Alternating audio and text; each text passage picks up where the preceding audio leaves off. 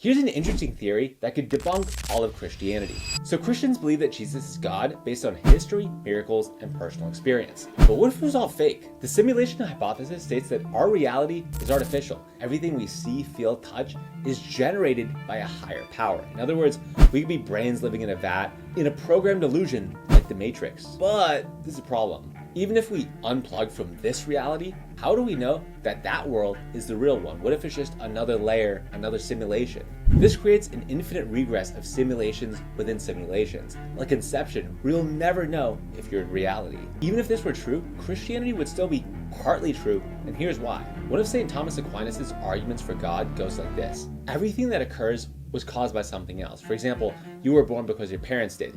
They existed because their parents did. This chain of causes goes back further and further, but it can't go back forever. At some point, there has to be an uncaused cause, something that didn't receive its existence from anything else, something that just is, pure actuality, a necessary being, the foundation for everything. So, applying this to the simulation idea, if our world is a simulation, then who made that simulation? And the one before it?